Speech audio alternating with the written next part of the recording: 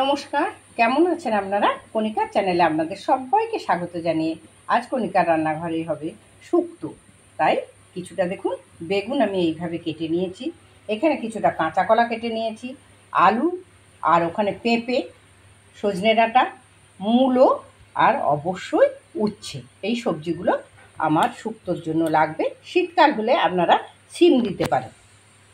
এইবারে শুকনো খোলাতে ভেজে নেব, কিছু গুঁড়ো মশলা করব।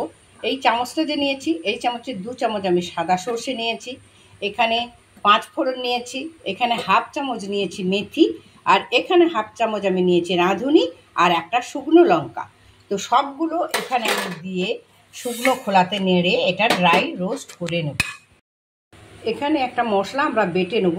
ওই চামচে নিয়েছি 2 চামচ রাই সর্ষে, হাফ চামচ সাদা সর্ষে, 1 চামচা নিয়েছি পোস্ত আর 1 টুকরো আদা।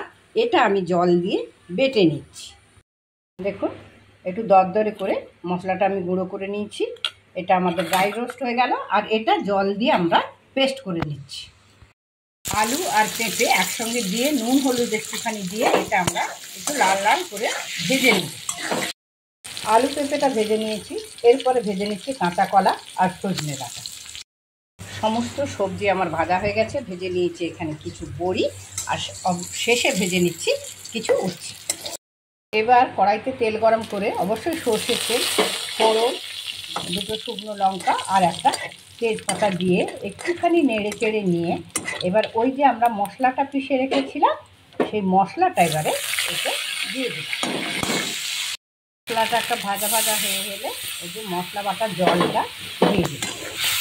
এবারে এই যে সর্ষে পোস্ত আদাটা বেটে এই যে আমরা করেছিলাম, মশলাটা সুন্দর কষা হয়ে গেছে। এবারে আমি দিয়ে দিচ্ছি কাঁচকলা, পেঁপে আর ডাঁটা আর সঙ্গে আলু। এটা দিয়ে আমি নেড়ে নিচ্ছি। আমাদের এই যে সব কষা হয়ে গেছে। এবার নুন আর মিষ্টি, নুনটা আমি মাপ মতন দিলাম কারণ আমার বেগুন আর মূলোটা এখনও পড়বে, তাই এটা দিয়ে একটু কষিয়ে জল দিয়ে দিই। সমস্ত সবজিগুলো আমার সেদ্ধ হয়ে গেছে। এইবার আমি দিয়ে দিলাম এই যে বেগুন ভেজে রেখেছি আর মূলোটা।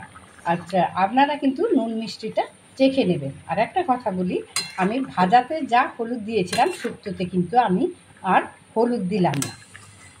সমস্ত সবজি সেদ্ধ হয়ে গেছে। এবারে ভেজে রাখা উচ্ছেগুলো আমি দিয়ে দিলাম, দিয়ে একটুখানি নাড়াচাড়া করে নিলাম।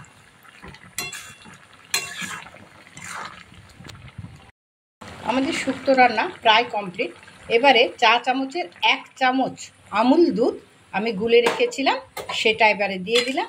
একটু ফুটে উঠলেই নামিয়ে নেব। এইবারে এই যে ভেজে রেখেছিলাম না সেই মশলাটা, গুঁড়ো করে রেখেছিলাম ভেজে, সেটা এবার ছড়িয়ে দিলাম, দিয়ে একটু নেড়ে চেড়ে নিয়ে এটা এবার আমরা নামিয়ে দিচ্ছি। শুক্তো আমার কমপ্লিট। এবারে শুক্তোটা আমি নামিয়ে নিলাম, ওপর থেকে ছড়িয়ে দিলাম ওই যে বড়ি ভেজে রেখেছিলাম বড়ি আর 1 চামচ গাওয়া ঘি। আমাদের শুক্তো রান্না একদম কমপ্লিট। আমার শুক্তো রান্না একদম কমপ্লিট। আপনারা কে কীভাবে শুক্তো বানান আমাকে অবশ্যই একটু কমেন্টস করে জানাবেন। সবাই ভালো থাকুন। সবাইকে নমস্কার জানিয়ে আজকের রেসিপি আমি এইখানে শেষ করছি। নমস্কার।